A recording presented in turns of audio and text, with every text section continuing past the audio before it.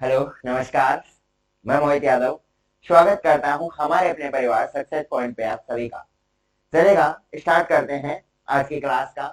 और जैसा कि आप सभी को विदित होगा, अपन ने इलेक्ट्रॉनिक्स वाला पार्ट स्टार्ट कर रखा है और शायद 2-3 क्लासेज उसकी हो चुकी है। दो क्लासेज हो चुकी है।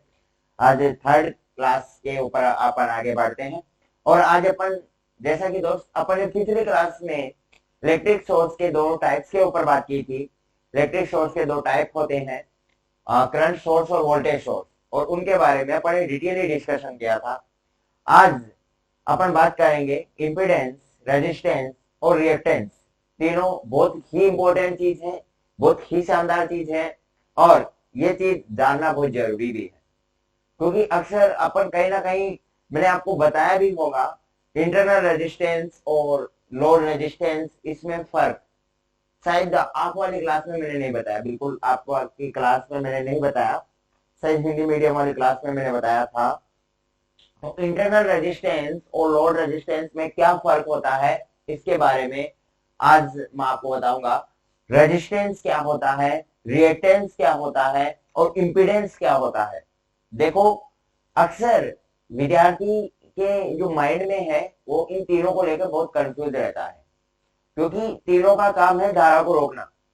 अब बच्चा ये नहीं समझ पाता है कि कौन सी युक्ति किस काम के लिए आती है, या कौन सी युक्ति किस धारा को रोकती है। भाई, तीनों का ही काम धारा को रोकना है। तो अक्सर हमारे माइंड में ये भी आता है कि भाई तीनों ही धारा को रोक रहे हैं।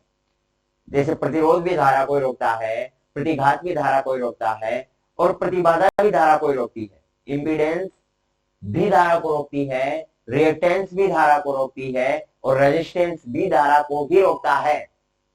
ये भी क्या करता है, क्योजिंग ऑब्स्ट्रेटिंग, यानी रुकावट पैदा करता है। किसमें? In the path of current, धारा के मार्ग में क्या करता है, रुकावट पैदा करता है। तो इसको अपन क्या बोलते हैं, रेजिस्टेंस बोलते हैं।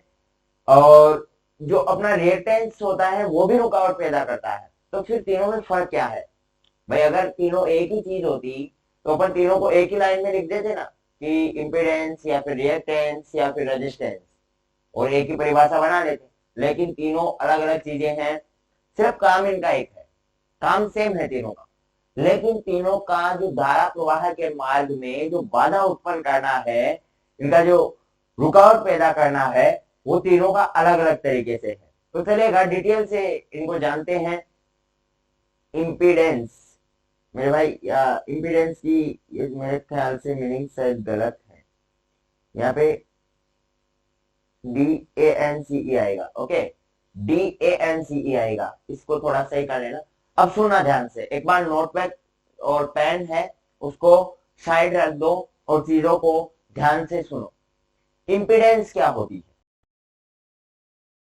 है? रेजिस्टेंस और रिएक्टेंस का ब्रॉड फॉर्म, व्यापक रूप, यानी the broad form of impedance and resistance, the broad form of resistance and reactance is called impedance. यानी जो रिएक्टेंस और रेजिस्टेंस का जो ब्रॉड फॉर्म है, उसका जो व्यापक रूप है, वो अपना इम्पीडेंस है। इम्पीडेंस को अपन Z से डिनोट करते हैं, और ये क्या होती है, कॉम्प्लेक्स क्वांटिटी होती है। बात करेंगे आगे अपन कॉम्प्लेक्स क्वांटिटी के ऊपर भी, कि कॉम्प्लेक्स क्वांटिटी इम्पीडेंस को क्यों बोला जाता है। ब्रॉड फॉर्म का मीन्स ये है कि अपनी जो इम्पीडेंस है, किसी सर्किट में इम्पीडेंस कब बोलेंगे अपन, इम्पीडेंस बोलेंगे अगर किसी सर्किट में मानो रिएक्टेंस भी लगा है और रेजिस्टेंस भी लगा है, तो उन दोनों को अपन सम्मिलित रूप से, उन दोनों को एक ही रूप में बोल सकते हैं कि अपने परिपथ में इम्पीडेंस लगा है। अपन रिएक्टेंस और रेजिस्टेंस मानो किसी सर्किट में दोनों ही चीजें लगी है, तो अपन उसको बोल सकते हैं कि अपने सर्किट में इम्पीडेंस लगा है। अर्थात अपन क्या बोल सकते हैं कि रेजिस्टेंस और रिएक्टेंस का जो ब्रॉड फॉर्म होता है, वो इम्पीडेंस होता है। रेजिस्टेंस और रिएक्टेंस दोनों उसमें सम्मिलित होते हैं, दोनों उसके अंडर काम करते हैं। अब बात आती है फिर रेजिस्टेंस क्या होता है। तो रेजिस्टेंस का तो आप सभी को पता है कि धारा के मार्ग में जो रुकावट पैदा करे, वो क्या होता है, रेजिस्टेंस होता है। यानी जो कोई भी कारक है, यानी the factor causing obstructing in the path of current is called resistance. अगर इंग्लिश में इसका मीनिंग देखें तो कुछ इस प्रकार से ये पंक्ति बन जाएगी, अर्थात अपन बोल सकते हैं कि जो धारा प्रवाह के मार्ग में जो रुकावट पैदा करता है वो क्या होता है, रेजिस्टेंस होता है। फिर अपन बात करते हैं रिएक्टेंस क्या होता है। तो रिएक्टेंस होता है कि the resistance of inductive coil या इंडक्शन कॉइल एंड कैपेसिटर, यानी जो इंडक्शन कॉइल और कैपेसिटर का जो रेजिस्टेंस होगा, उनका जो प्रतिरोध होगा, उसको अपन क्या बोलते हैं, रिएक्टेंस बोलते हैं। अर्थात अपन बोल सकते हैं कि अगर किसी सर्किट में जो धारा के मार्ग में जो रुकावट पैदा करने वाला कारक अगर कैपेसिटर और इंडक्शन कॉइल के रूप में आए, अगर संधारित्र और प्रेरण कुंडली के रूप में अगर धारा को रोका जा रहा है, धारा के मार्ग में रुकावट पैदा की जा रही है, तो अपन उसको क्या बोलते हैं मेरे भाई, रिएक्टेंस बोल देते हैं। यहां तक आपको बात समझ में आई। रेजिस्टेंस का मतलब होता है कि जो धारा के मार्ग में रुकावट पैदा करे। रिएक्टेंस का मतलब भी धारा के मार्ग में रुकावट पैदा करना ही होता है, लेकिन रिएक्टेंस में स्पेशल दो डिवाइस आती हैं, एक आता है कैपेसिटर, एक आता है इंडक्शन कॉइल।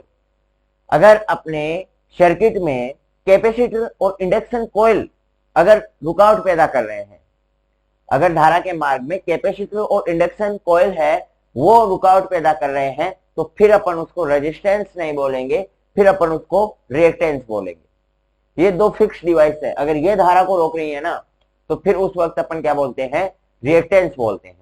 फिर बात आती है इंपीडेंस। इंपीडेंस को आपने समझ लिया कि जिसमें रिएक्टेंस भी मानो किसी सर्किट में आ रहा है और रेजिस्टेंस भी किसी सर्किट में आ रहा है, तो दोनों का जो ब्रॉड फॉर्म होगा, दोनों का जो सम्मिलित रूप होगा, उसको अपन क्या बोल देंगे मेरे भाई, इंपीडेंस बोल देंगे।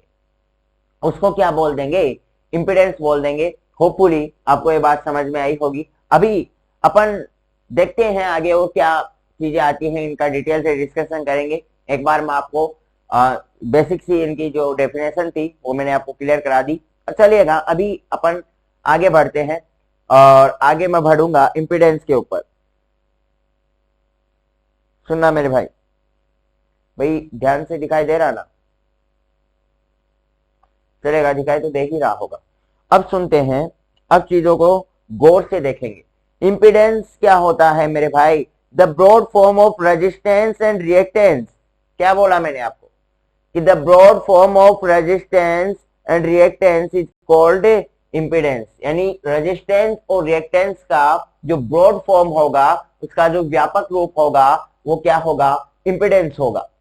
It's is denoted by Z, it's is denoted by Z. अब देखो, चलो यहां तक तो कोई दिक्कत नहीं है, इसे जेड से निरूपित करते हैं। ये रिएक्टेंस और रेजिस्टेंस का ब्रॉड फॉर्म होता है, कोई बात नहीं। यहां पे एक शब्द आपको दिखाई दे रहा होगा,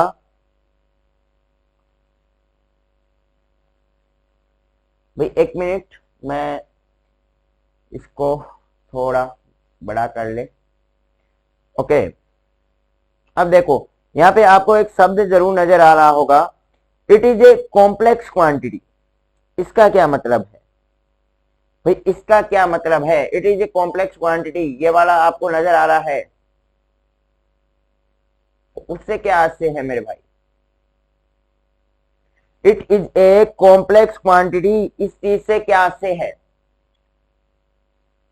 यानी कॉम्प्लेक्स क्वांटिटी को अपन हिंदी में क्या बोलेंगे, सम्मिश्र राशि, सम्मिश्र राशि। It is a complex quantity, यानी ये एक सम्मिश्र राशि होती है। अपन कॉम्प्लेक्स क्वांटिटी किसे बोलते हैं, पहले तो मेरे को ये बताओ। अपन मैथमेटिक्स पढ़ते हैं, मैथमेटिक्स में कॉम्प्लेक्स क्वांटिटी किसे बोला जाता है, सम्मिश्र राशि किसे बोला जाता है। तो अपन उस राशि को सम्मिश्र राशि बोलते हैं जिस राशि में रियल पार्ट भी हो और इमेजिनरी पार्ट भी हो। इमेजिनरी पार्ट का मतलब है कि जो संख्या आयोटा के साथ आती है उसको अपन बोलते हैं इमेजिनरी पार्ट, और जो संख्या आयोटा के साथ नहीं आती है वो अपन बोलते हैं रियल पार्ट। तो इसमें भी कुछ ऐसा ही है, अपनी जो इंपीडेंस है, इंपीडेंस का रियल पार्ट भी होता है और इमेजिनरी पार्ट भी होता है, और रियल पार्ट और इमेजिनरी पार्ट दोनों होने के कारण अपन इंपीडेंस को बोल देते हैं कि it is a complex quantity.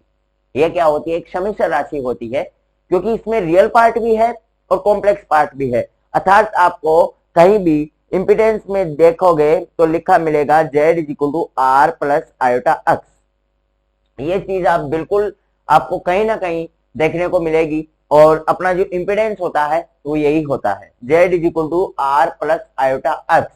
Z यहाँ पे क्या है, अपनी इंपिडेंस ही तो है भाई, अपन इंपिडेंस को Z से ही तो निरूपित करते हैं, तो Z तो यहाँ पे इंपिडेंस है, तो अपन यहाँ पे साइड में लिख भी ले कि Z तो यहाँ पे क्या है मेरे भाई, इंपिडेंस है। Z तो यहाँ पे क्या है, इंपिडेंस है।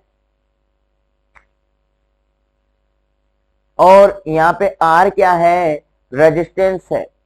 R क्या है मेरे भाई, रेजिस्टेंस है। और भाई अच्छे से लिखा नहीं गया क्या, R मेरे भाई मैंने क्या बताया, R क्या है, रेजिस्टेंस है। और यहाँ पे जो अपना अक्स आ रहा है वो अक्स क्या है, रिएक्टेंस है। अक्स किसको डिनोट करता है मेरे भाई, रिएक्टेंस को डिनोट करता है। और जो यहाँ पे आयोटा आ रहा है, इस आयोटा का वैल्यू आप सभी को पता होगा, √-1 होता है। इस आयोटा का वैल्यू तो आप सभी को पता होगा मेरे भाई, √-1 होता है। चलिएगा यहां तक ठीक है, तो आपको ये चीज बिल्कुल समझ में आ रही होगी, ठीक है। अभी देखो मैंने क्या बताया कि इंपीडेंस क्या होता है, कॉम्प्लेक्स क्वांटिटी होती है।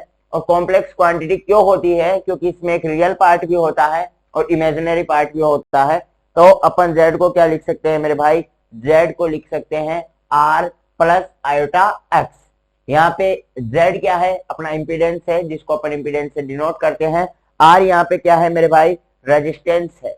R क्या है, रेजिस्टेंस है। और यहाँ पे अक्स क्या है, अपना रिएक्टेंस है। अक्स क्या है, रिएक्टेंस है। तो चलेगा, अभी ज्यादा देरी ना करते हुए अपन इसको नोट डाउन कर लेते हैं। तो हेडिंग डाल लिए मेरे भाई, इंपीडेंस, हेडिंग डाल लो इंपीडेंस। और इंपीडेंस में लिख लो the broad form of resistance and reactance. The broad form of resistance and reactance is called impedance. And यहां पे लिख लो, it is a complex quantity, it is a complex quantity, it is denoted by Z, it is denoted by Z, और अर्थात Z is equal to R plus iota x, Z equal to R plus iota x। और here यहाँ पे मेरे भाई, यहाँ पे जो अपना Z है वो इम्पिडेंस है, ये लिख लो, साइड में लिख लो। यहाँ पे Z क्या है, इम्पिडेंस है, R क्या है, रेजिस्टेंस है, और x क्या है, रिएक्टेंस है। यहाँ पे लिख लो, और आयोटा का मान √-1 होता ही है, लिख लो।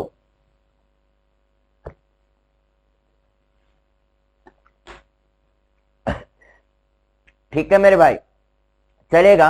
अभी मैं आगे बढ़ रहा हूं और आगे अपन देखते हैं अब रेजिस्टेंस क्या होता है। मैंने क्या बताया कि the factor causing obstruction in the path of current, यानी जो क्या करे, धारा के मार्ग में रुकावट पैदा करे।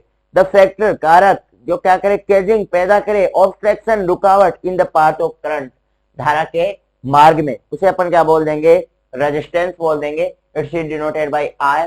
अब देखो मैंने आपको बताया इंपीडेंस में कि Z इक्वल टू क्या होता है, R प्लस आयोटा अक्स होता है, ये बात मैंने आपको बताई। अर्थात अपन जो इंपीडेंस का जो मैंने आपको समीकरण बताया, उस आधार पर अपन एक परिभाषा लिख सकते हैं कि the real part of impedance is called resistance. यानी जो इंपीडेंस का जो रियल पार्ट होता है अपन उसको क्या बोल सकते हैं, रेजिस्टेंस बोल सकते हैं। इसमें किसी भी भाई को कोई दो राय नहीं होनी चाहिए मेरे भाई, किसी भी भाई को कोई दिक्कत नहीं होनी चाहिए कि अपन ये परिभाषा क्यों बना रहे हैं, क्योंकि मैंने आपको बताया है कि Z equal to R plus iota X होता है, जहां पे अपना R क्या है, रियल पार्ट है। और रियल पार्ट को अपन R को किससे डिनोट कर रहे हैं, रेजिस्टेंस से। तो रेजिस्टेंस से डिनोट कर रहे हैं मेरे भाई। रियल पार्ट का मतलब क्या हो गया, आयोटा के साथ जो ना आए वो पार्ट तो रियल पार्ट होता है, और आयोटा के साथ जो पार्ट आए उसको अपन कौन सा पार्ट बोलते हैं, इमेजिनरी पार्ट बोलते हैं। तो अपन रेजिस्टेंस को कुछ इस प्रकार से भी लिख सकते हैं कि the real part of impedance is called resistance, its is denoted by R. यहां तक मेरे भाई कोई दिक्कत नहीं होनी चाहिए, यहां तक कोई भी दिक्कत नहीं होनी चाहिए। अर्थात रिएक्टेंस की भी अपन बोल सकते हैं कि the imaginary part of impedance is called reactance, यानी इम्पीडेंस का जो इमेजिनरी पार्ट होता है वो तो रिएक्टेंस होता है, और इम्पीडेंस का जो रियल पार्ट होता है वो रेजिस्टेंस होता है।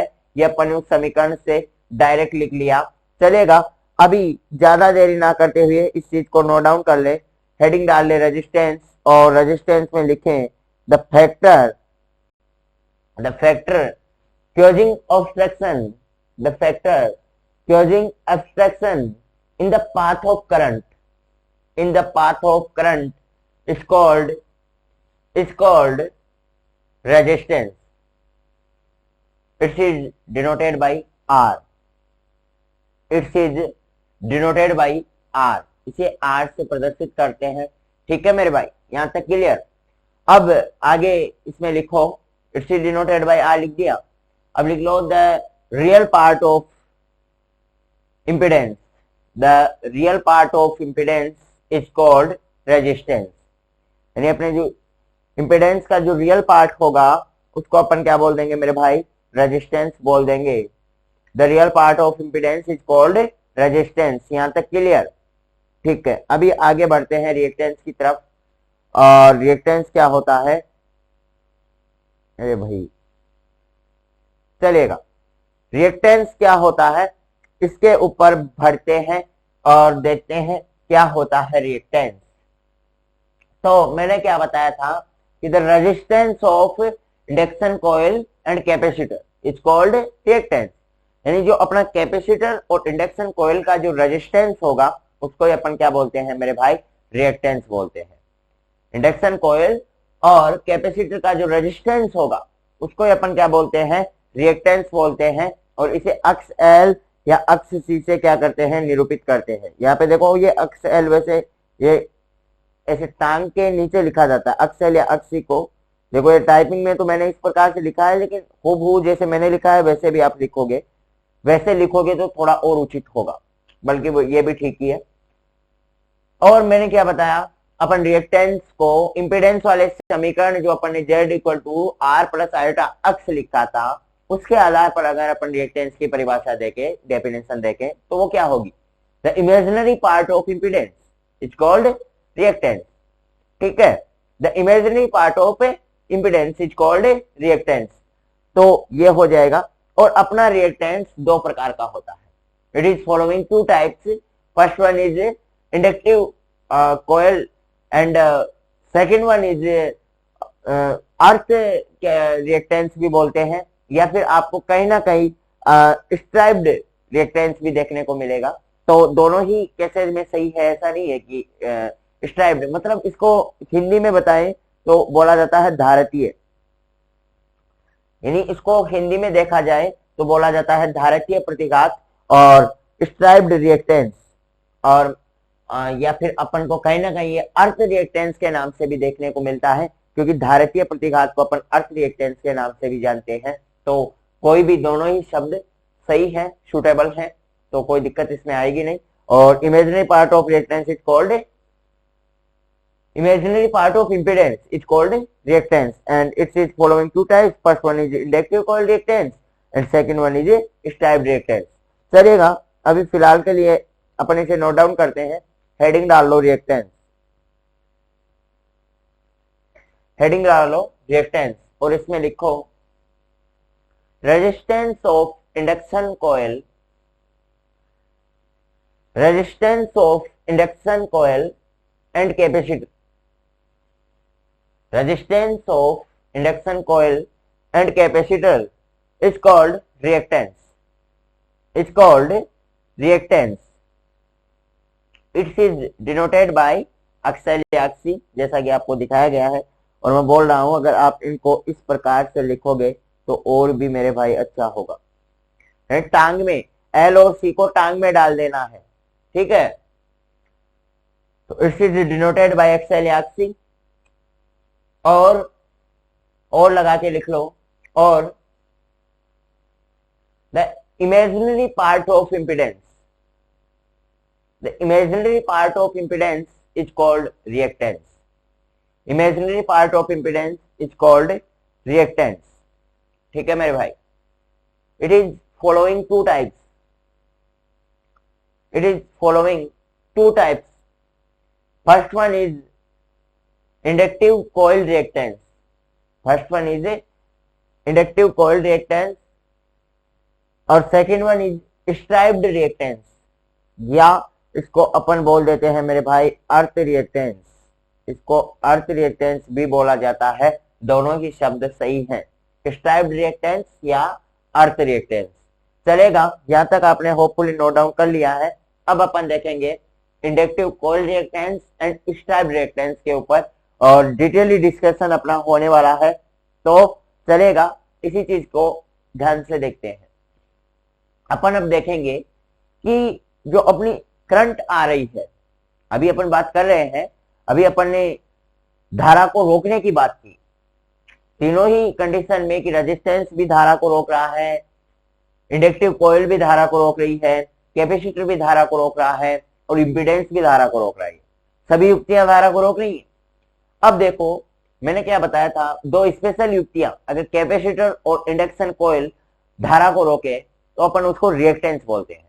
स्पेशल युक्तियां हैं तो इनके लिए स्पेशल चीजें भी अपन को पढ़नी पड़ेगी. इन दोनों का काम अब मैं आपको बता दूं. अपना इंडक्शन कॉइल और जो कैपेसिटर का काम है वो वास्तविकता में एक फिल्टर के रूप में किया जाता है. फिल्टर से आते हैं कि अपने धारा में एसी जो घटक है, एसी कंपोनेंट भी उपस्थित होते हैं और डीसी कंपोनेंट भी उपस्थित होते हैं. धारा में एसी और डीसी दोनों कंपोनेंट उपस्थित होते हैं, दोनों ही प्रकार के घटक उपस्थित होते हैं. तो जब अपन को धारा में सिर्फ एसी कंपोनेंट चाहिए होते हैं और डीसी को बाहर निकालना होता है, छांटना होता है, तो वहां पे अपन किस युक्ति का उपयोग करेंगे. और जब अपन को डीसी करंट चाहिए होती है और एसी करंट को बाहर निकालना होता है. देखो जब एसी करंट को रोकने की बात आई, फिर भी मैं आपको बता दूं, आगे अपन पढ़ेंगे, बिल्कुल मैथमेटिकल कैलकुलेशन के जरिए अपन दोनों ही चीजों के लिए निकालेंगे. तो एसी करंट की बात करूं तो अगर अपन को एसी करंट को रोकना है और डीसी करंट को जाने देना है तो उस वक्त अपन इंडक्टिव कॉइल का उपयोग करेंगे, प्रेरणिक प्रतिघात या इंडक्शन कॉइल का उपयोग करेंगे. इंडक्शन कॉइल का उपयोग करेंगे जब अपन को एसी करंट को रोकना होगा. क्यों करेंगे उसका कारण अभी जानने वाले हैं. ये दोनों जो टाइप्स हैं वो ही बताएंगे अपन को. और जब अपन को डायरेक्ट करंट को रोकना है और अल्टरनेटिंग करंट को आगे भेजना है, भाई किसी भी सर्किट में ले लो, किसी भी नेटवर्क में ले लो, अपन को जहां पे जरूरत पड़ गई कि अपन को सिर्फ एसी घटक ही चाहिए, अपन को सिर्फ एसी करंट ही चाहिए, डीसी करंट चाहिए ही नहीं, डीसी का कोई भी एक भी कंपोनेंट ना हो, तो उस वक्त इनका उपयोग किया जाता है. तो चलेगा, अभी फिलहाल के लिए अपन आगे बढ़ते हैं और इन दोनों टाइप्स को डिटेली डिस्कशन करते हैं. पहला आ जाता है मेरे भाई इंडक्टिव रिएक्टेंस. पहला टाइप क्या आ गया, इंडक्टिव रिएक्टेंस. अभी थोड़ा पेन का साइज बढ़ा लेते हैं.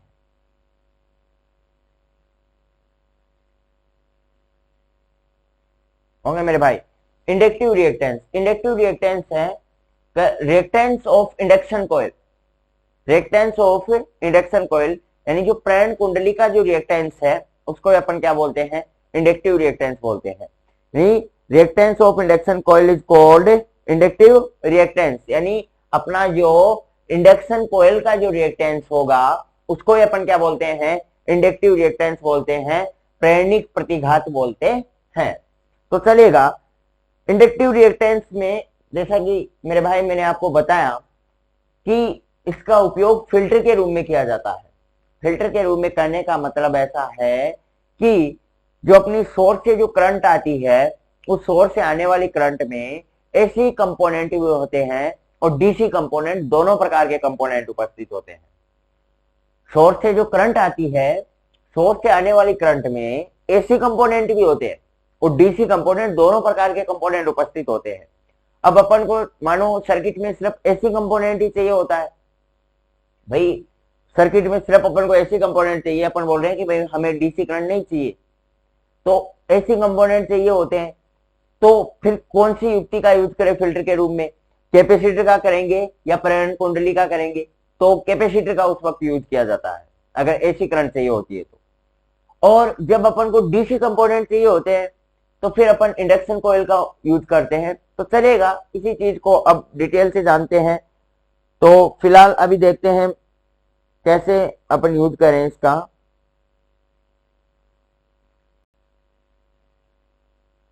ठीक है, चलेगा। ये बोल रहा है इंडक्टिव रिएक्टेंस का मतलब है कि जो अपनी ये इंडक्टिव कोयल है, ये क्या है मेरे भाई, इंडक्टिव कोयल है।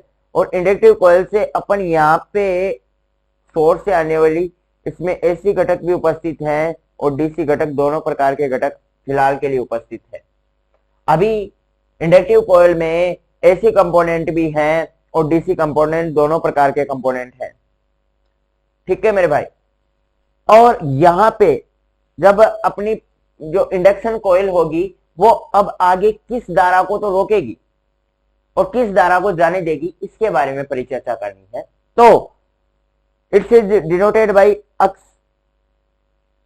एक बार मैं इसको थोड़ा नीचे कर दूं और यहां पे it's is denoted by X, it's is sorry XL, it's is denoted by, it's is denoted by XL. इसे एक्सएल से क्या करते हैं, डिनोट करते हैं, इस बात का ध्यान रखना। अभी अपन अपने टॉपिक के ऊपर आगे बढ़ रहे हैं।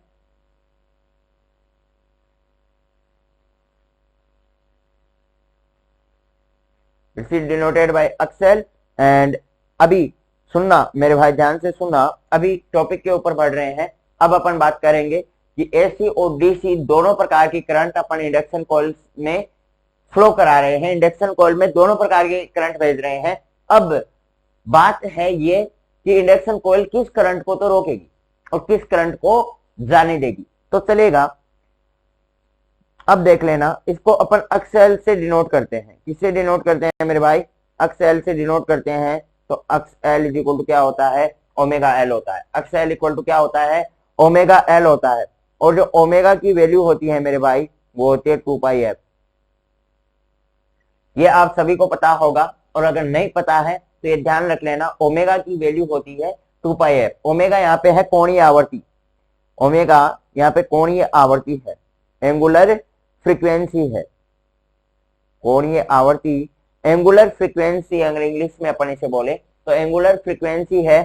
और आपको कहीं कहीं देखो, यहाँ पे मैं यहाँ पे 2 पाई एफ यूज ले रहा हूं, आपको कई बुक्स में यहाँ पे 2 पाई न्यू भी मिलेगा। तो न्यू भी मेरे भाई आवर्ती को ही बताता है।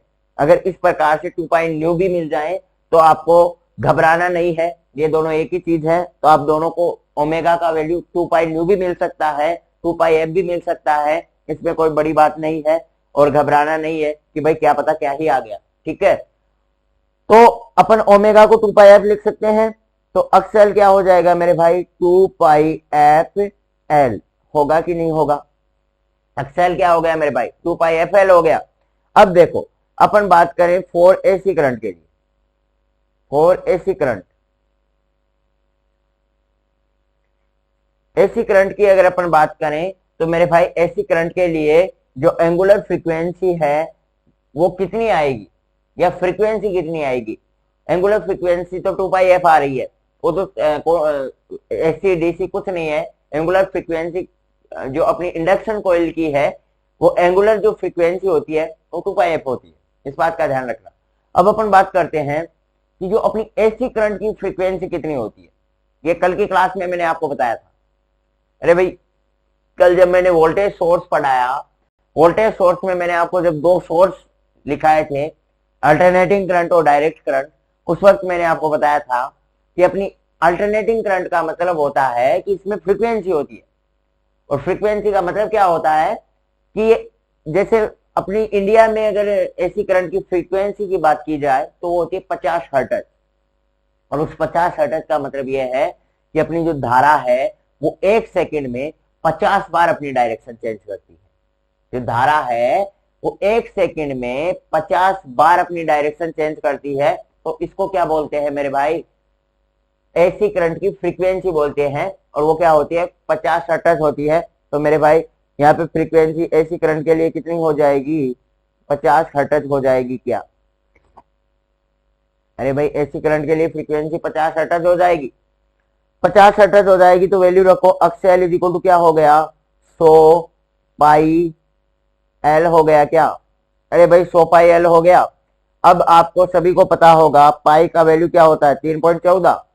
अरे होता है क्या, पाई का वैल्यू 3.14 रखेंगे तो मेरे भाई अक्सएल का वैल्यू कितना आ जाएगा, 3.14 इंटू 100L, यही आएगा। अब 3.14 से अपन अगर ये दो जो शून्य है उसको हटाएं तो 314L अपना क्या आ गया, अक्सएल का वैल्यू आ गया मेरे भाई, 314L आ गया, वो अपना अक्सएल का वैल्यू आ गया। 314 जो एल आया वो अपना अक्सएल का क्या आ गया, वैल्यू आ गया। ठीक है, अब सुनना ध्यान से। अब देखो, अब दिखाई दे रहा होगा, अपन ने एसी करंट के लिए जब देखा तो अपनी जो अक्सएल की वैल्यू आई, अक्सएल क्या है यहाँ पे, इंडक्टिव कॉइल है या इंडक्शन कॉइल का जो रिएक्टेंस है वो है। तो अक्सएल क्या, अक्सएल का मान आया 314L। 314L से मीन्स क्या हो गया कि मेरे भाई ये जो इसका जो रिएक्टेंस है वो है, और L की भी कुछ ना कुछ यहाँ पे वैल्यू आएगी। अभी अपन को यहाँ पे तो L की वैल्यू तो दी नहीं गई है, अपन ने तो कैलकुलेशन की है, तो L की वैल्यू तो अपने तो यहाँ नहीं आई, लेकिन L का वैल्यू भी कुछ ना कुछ होगा। यानी अगर L का वैल्यू कुछ और आएगा तो इसका वैल्यू और अधिक बढ़ जाएगा। इसका मतलब यह हुआ कि जो अपना जो इंडक्टिव कॉइल होगा उसका रेजिस्टेंस होगा, और रेजिस्टेंस कितना होगा, 314L, मतलब उसका रेजिस्टेंस है, उसका रेजिस्टेंस जीरो तो नहीं है।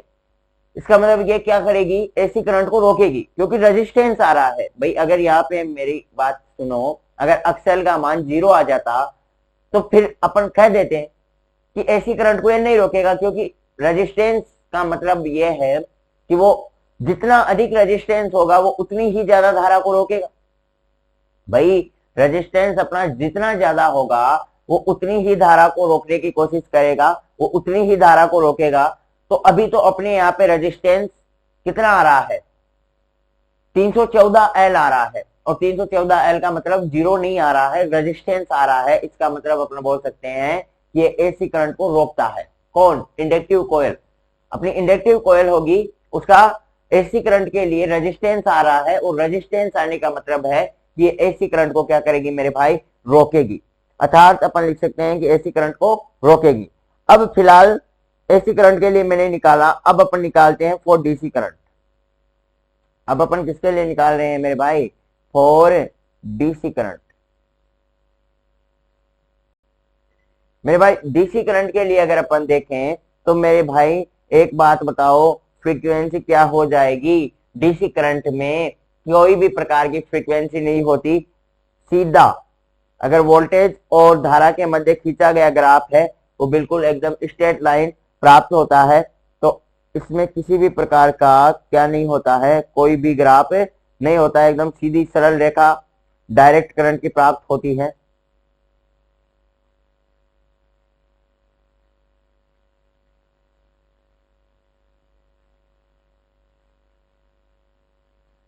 ठीक है मेरे भाई, तो अर्थात अपना अक्सएल इज इक्वल टू क्या होता है, 2 पाई एफ एल, और एफ का वैल्यू 0 आ रहा है, तो क्या अक्सएल का वैल्यू पूरा 0 हो गया क्या? अरे भाई अक्सएल का वैल्यू पूरा 0 हो गया। अब मेरे को बताओ, अक्सएल का वैल्यू 0 आ रहा है, अक्सएल का वैल्यू क्या आ रहा है मेरे भाई, 0 आ रहा है, तो आप मेरे को ये बताओ ये रोकेगा क्या? भाई अक्सएल का वैल्यू ही 0 आ रहा है, मतलब ये तो अब वायर का काम करेगा ना मेरे भाई। अरे भाई अब तो ये वायर का काम करेगा, ये क्यों रोकेगा उसे? तो देखो मैंने दोनों चीजें यहाँ पे नोट डाउन कर ली, अभी आपको दोनों चीजें आपको दिखाई दे रही होंगी।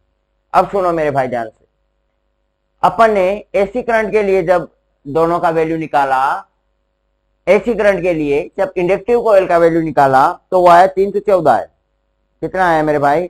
वो तो आया 314 है। ठीक है, एसी करंट के लिए जब मैंने दोनों का वैल्यू निकाला तो वो तो कितना आया? 314 है। और जब डीसी के लिए निकाला तो वो 0 आया। अब मेरे को भाई ये बात बताओ, एसी करंट को रोकेगा या डीसी को? आप कहोगे कि यार प्रतिरोध जितना अधिक होगा वो उतनी ज्यादा धारा को रोकेगा। डीसी के लिए अपना जो प्रतिरोध का मान आ रहा है, जो प्रेरण कुंडली का जो प्रतिरोध है उसको ही तो अपन एक्सएल बोलते हैं भाई। प्रेरण जो रेजिस्टेंस ऑफ इंडक्टिव कॉइल या induction coil is called inductive coil reactance, यानी जो प्रेरण कुंडली का जो प्रतिरोध होता है उसको ही अपन क्या बोलते हैं? प्रतिघात। जो प्रेरणिक प्रतिघात बोलते हैं। तो प्रेरण कुंडली का प्रतिरोध कितना आ रहा है? यहाँ पे 0 आ रहा है। 0 आ रहा है, इसका मतलब ये सीधा डायरेक्ट एक वायर का काम करेगा, इसमें किसी भी प्रकार का कोई दिक्कत नहीं आएगा, क्योंकि रेजिस्टेंस ही नहीं है, 0 मान आ रहा है, तो वो क्यों धारा को रोकेगा? तो मेरे भाई यहाँ पे आप लिख लेना, यहाँ पे क्या लिख लेना कि प्रेरण कुंडली एसी करंट को रोकती है। क्या लिख लेंगे मेरे भाई? प्रेरण कुंडली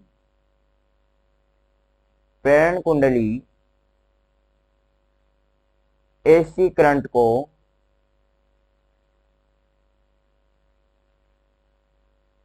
रोकती है तथा डीसी करंट को जाने देती है।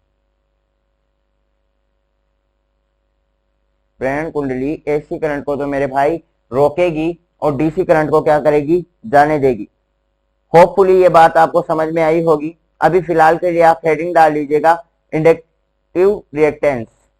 फिलहाल के लिए हेडिंग डाल लीजिएगा इंडक्टिव रिएक्टेंस और डेफिनेशन लिख लो, the reactance of induction coil, reactance of induction coil is called inductive reactance. Is called क्या हो गया? इंडक्टिव रिएक्टेंस हो गया। और अब it's is denoted by XL, it's is denoted by XL, it's is denoted by XL. और फिर भाई ऐसे के ऐसे पूरा का पूरा मैथमेटिकल नोट डाउन कर लें।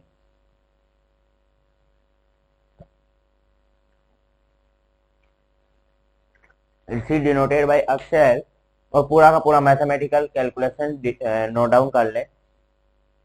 X L is equal to omega L होता है, क्योंकि ओमेगा इज इक्वल टू क्या हो गया? 2 पाई एफ या फिर 2 पाई न्यू, दोनों ही चीजें लिख लो भाई ओमेगा। और यहाँ ओमेगा क्या है? कोणीय आवर्ती है। ओमेगा का वैल्यू 2 पाई एफ पुटअप कराओगे तो एक्सएल क्या हो गया? 2 पाई एफ एल हो गया। अब फॉर एसी करंट, और एसी करंट के लिए निकालोगे तो एफ का वैल्यू क्या आ गया? 50 हर्ट्ज आ गया। तो एक्सएल आप निकालोगे कैलकुलेशन तो 314 एल आ जाएगा एक्सएल का मान। और फिर दूसरी चीज में अपन देखेंगे फॉर डीसी करंट, और डीसी करंट के लिए फ्रीक्वेंसी 0 होगी, अर्थात अपना एक्सएल भी 0 आएगा। जल्दी से भाई, जल्दी से नोट डाउन कर लो, बिना किसी देरी किए हुए जल्दी से नोट डाउन कर लो।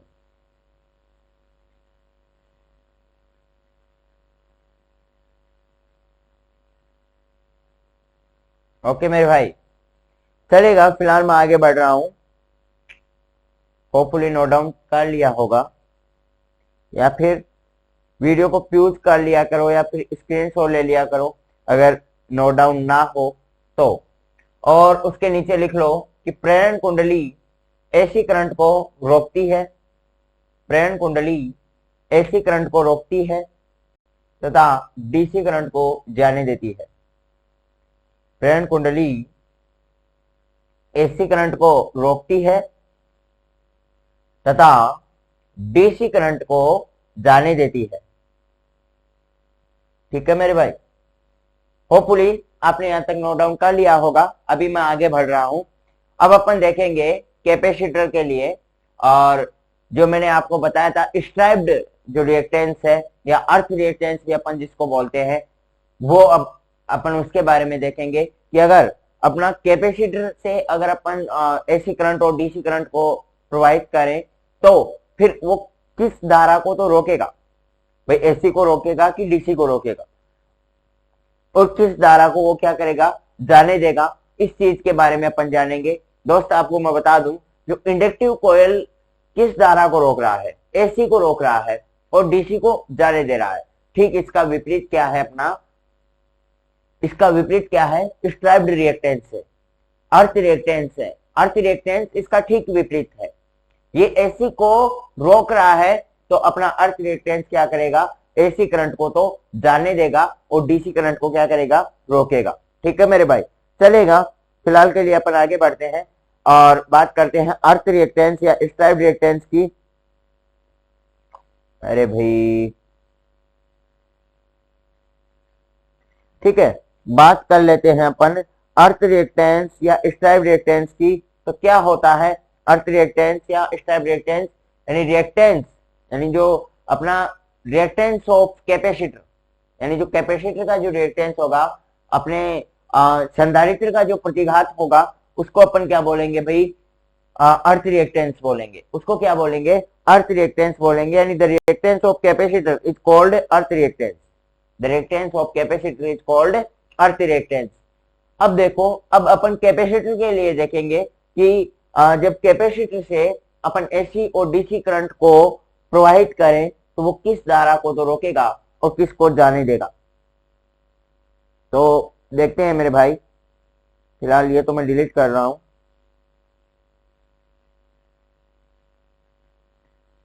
अब देखो, और इसे किससे डिनोट करते हैं, इट्स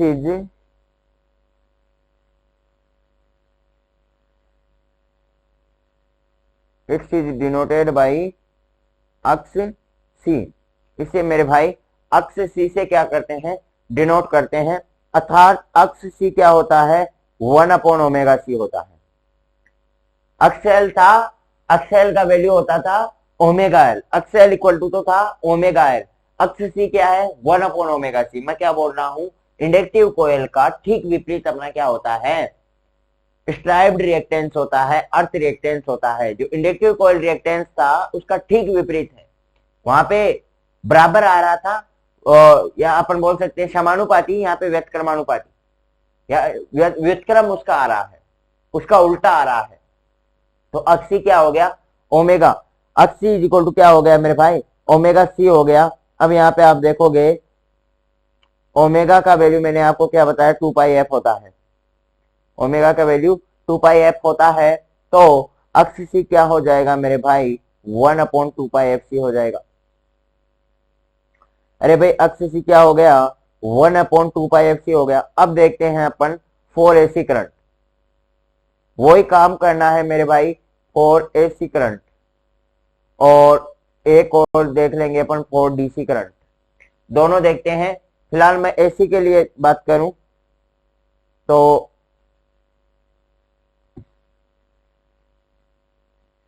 फिलहाल मैं AC के लिए देख रहा हूं, फिर अपन DC के लिए भी देख लेंगे। तो लिख लो मेरे भाई, एक बार समझ लो फिर लिख लेंगे। 4AC करंट, एसी करंट के लिए मैंने क्या बताया, अपनी इंडिया में जो फ्रीक्वेंसी होती है वो 50 हर्ट्ज होती है। रखो भाई मान, तो अक्सी क्या आ जाएगा, 1/100π आ जाएगा, 1/100π आ जाएगा, 100π आ जाएगा। अब मेरे भाई पाई का वैल्यू कितना होता है, 3.14। 2 शून्य से 2 शून्य कैंसिल आउट हो जाएंगे, यानी 1/314c हो जाएगा। अक्ष सी क्या आ जाएगा मेरे भाई, 1/314c आ गया। अब बताओ ये चीज क्या डिफाइन कर रही है, एसी करंट के लिए अपना कैपेसिटर का वैल्यू आ रहा है 1/314c। अब आपको पता होगा कि अगर अपन किसी संख्या में जितनी बड़ी संख्या का भाग देते हैं वो संख्या उतनी ही अधिक छोटी हो जाती है। किसी संख्या में अपन जितनी बड़ी संख्या का भाग देते हैं ना, वो संख्या उतनी ही छोटी होती चली जाती है। अर्थात भाग का मतलब क्या होता है कि उतने फैक्टर अपन बोल सकते हैं। यहाँ पे 1/314c का क्या मतलब है भाई, 314 तो आ ही रहे हैं, साथ में सी का वैल्यू भी कुछ ना कुछ आएगा, जो कि अभी अपन को दिया नहीं गया है। तो इसका मतलब यह है कि अपना जो एक है उसके 314 सी फैक्टर, अपने एक के 314 सी फैक्टर, 314 फैक्टर, अर्थात अपन बोल सकते हैं मेरे भाई कि ये जीरो तो नहीं है, लेकिन अपन लगभग अपन इसको जीरो बोल सकते हैं। भाई फाइनली ये जीरो वैल्यू तो नहीं आ रहा है, लेकिन जीरो के नजदीक। भाई एक के आप 314 फैक्टर करोगे तो बहुत छोटी राशि हो जाएगी। एक के 314 फैक्टर करने का मतलब क्या हो गया, बहुत ही छोटी राशि हो गई, अर्थात अपन बोल सकते हैं कि वो लगभग जीरो के बराबर होगी, नगण्य संख्या वो होगी। अब अपन इसी प्रकार से, ये तो एसी करंट के लिए अपन ने देख लिया। अभी मैं बात करें फॉर डीसी करंट के लिए, अभी मैं बात करूं फॉर डीसी करंट के लिए। फॉर डीसी करंट के लिए देखें तो मेरे भाई फ्रीक्वेंसी क्या आती है, जीरो आती है, अर्थात अक्स C is equal to 1 upon क्या हो गया, जीरो हो गया। भाई 2 पाई एफ सी है, अगर अपन किसी संख्या को जीरो से गुणा करते हैं तो वो क्या हो जाती है, जीरो हो जाती है। तो अक्स सी क्या आ गया मेरे भाई, इंफिनिटी। 1 अपॉन जीरो का वैल्यू क्या होता है, इंफिनिटी। अब बताओ आप, इंफिनिटिव यानी अपने रेजिस्टेंस का मान इंफिनिटिव आ रहा है, अपने रेजिस्टेंस का मान इंफिनिटिव आ रहा है, इसका मतलब उसकी कोई सीमा ही नहीं है, इंफिनिटिव संख्या ही नहीं है, इतनी बड़ी संख्या जिसकी अपन कल्पना भी नहीं कर सकते। अर्थात ये कौन सी धारा को रोकेगा मेरे भाई, डीसी धारा को रोकेगा। डीसी धारा के लिए इसके रेजिस्टेंस का मान इंफिनिटिव आ रहा है, और इंफिनिटिव एक ऐसी संख्या है जिसका अपन अंदाजा भी नहीं लगा सकते। इंफिनिटिव एक ऐसी संख्या है जिसका अपन अंदाजा कल्पना भी नहीं कर सकते कि कितनी बड़ी संख्या होगी। तो इंफिनिटिव आ रहा था, ये क्या करेगी, डीसी को तो रोकेगा अपना कैपेसिटर। जो कैपेसिटर होगा वो डीसी करंट को तो रोकेगा और एसी करंट को जाने देगा। एसी करंट का वैल्यू लगभग जीरो के बराबर आ रहा है, वहीं पे डीसी करंट का जो वैल्यू है वो इंफिनिटिव आ रहा है, वहीं पे डीसी करंट का जो वैल्यू है वो इंफिनिटिव आ रहा है। अर्थात अपने कैपेसिटर किसको रोकेगा, किसको रोकेगा, डीसी को रोकेगा और एसी को जाने देगा। मेरे भाई मैंने आपको जो इंडक्टिव कॉइल रिएक्टेंस बताया, इंडक्टिव कॉइल किसको रोक रही थी, इंडक्शन कॉइल किसको रोक रही थी, इंडक्शन कॉइल किसको रोक रही थी, अरे भाई एसी को रोक रही थी, और अपना कैपेसिटर डीसी को रोक रहा है। दोनों उल्टे हैं कि नहीं है, दोनों उल्टे हैं कि नहीं है। तो मैंने भी तो आपको यही बताया था कि X L is equal to omega L होता है और X C is equal to 1 upon omega C होता है, दोनों उल्टे हैं। और बाकी कोई बड़ी रॉकेट साइंस इसमें मैंने लगाई नहीं है, सिंपल सिंपल सी कैलकुलेशन थी, 7-8 का बच्चा कर सकता है। अगर उसको वैल्यू दे दी जाए, ओमेगा का वैल्यू 2 पाई एफ दे दिया जाए, हाँ, पाई का वैल्यू 3.14 दे दिया जाए, तो फिर वो भी कर लेगा, ठीक है। तो चलेगा, अपन क्या लिख सकते हैं इसको, अपन लिख सकते हैं मेरे भाई कि जो अपना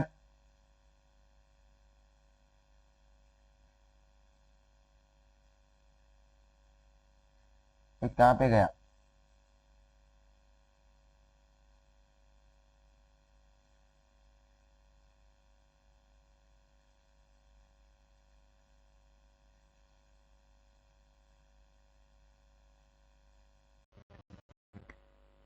मेरे भाई डिलीट हो गया।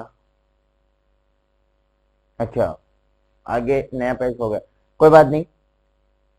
यानी अपन क्या लिख सकते हैं कि मानो अपना कोई कैपेसिटर है और कैपेसिटर में अपन एसी करंट और डीसी करंट दोनों प्रोवाइड कर रहे हैं। ये अपना कोई कैपेसिटर है सी, और इसका जो प्रतिघात होता है वो क्या होगा, अक्ष सी, तो मैं इसको अक्ष सी ही लिख देता हूं, और प्रतिघात ने लिख करके अपन सी भी दर्शाएं तो कोई दिक्कत वाली बात है नहीं।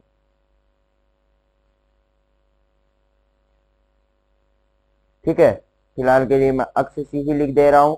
तो मेरे भाई किस करंट को रोकेगा, डीसी को रोकेगा और एसी को क्या करेगा, आने देगा। अर्थात अपन क्या लिख सकते हैं, अर्थात जो कैपेसिटर है, अर्थात कैपेसिटर एसी डीसी करंट को रोकता है। अर्थात कैपेसिटर डीसी करंट को रोकता है तथा एसी करंट को नहीं रोकता है। एसी करंट को तो ये क्या करेगा, जाने देगा, और डीसी करंट को क्या कर लेता है, रोक लेता है। फिलहाल के लिए मेरे भाई अर्थ रेजिस्टेंस डाले और अर्थ रेजिस्टेंस टॉपिक डाले और ऐसे कैसे मेरे भाई नोट डाउन कर ले। फिलहाल के लिए ऐसे कैसे नोट डाउन कर ले। Earth resistance, the resistance of capacitor, resistance of capacitor is called earth resistance. Resistance of capacitor is called earth resistance और it's is denoted by X C. It's is denoted by X C और ऐसे कैसे इसे note down कर ले। X C is equal to 1/ओमेगा C. Omega क्या होता है, 2 पाई एफ के बराबर होता है, तो ओमेगा इज इक्वल टू क्या हो गया, 2 पाई एफ हो गया। अर्थात अक्स सी क्या हो गया, 1/2 पाई एफ सी हो गया। और 1/2 पाई एफ सी में फिर अपन दोनों करंट के लिए देख लेंगे for AC current. For AC current, और एसी करंट के लिए जो अपनी अक्स सी की वैल्यू आएगी वो लगभग 0 के बराबर आएगी। फ्रीक्वेंसी क्या होगी मेरे भाई एसी करंट के लिए, एसी करंट के लिए फ्रीक्वेंसी होगी 50 हर्ट्ज। भाई एसी करंट के लिए फ्रीक्वेंसी कितनी होगी, 50 हर्ट्ज होगी। और डीसी करंट के लिए अपनी फ्रीक्वेंसी क्या होगी, 0 होगी। तो डीसी करंट के लिए जो वैल्यू आएगी वो इन्फिनिटिव आ जाएगी और एसी करंट के लिए जो वैल्यू आएगी मेरे भाई वो 0 आ जाएगी। जल्दी से फटाक से नोट डाउन कर लो भाई, जल्दी से नोट डाउन कर लो।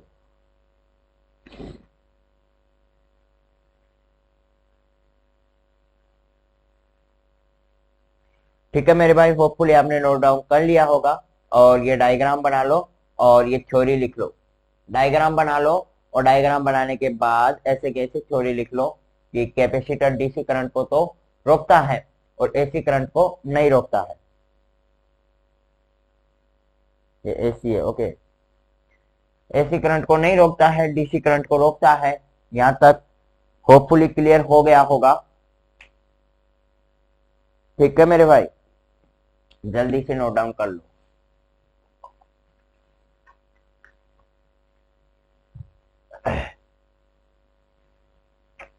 होपफुली क्लियर हो गया होगा। तो दोस्त अभी समय हमें इससे ज्यादा मोहलत नहीं देगा, अभी मैं आपसे विदा लेता हूं। मिलते हैं अगली क्लास में, तब तक के लिए हंसते रहिएगा, मुस्कुराते रहिएगा और अपने फिजिक्स को इसी प्रकार से एक आनंदमयी तरीके से पढ़ने का प्रयास करते रहिएगा।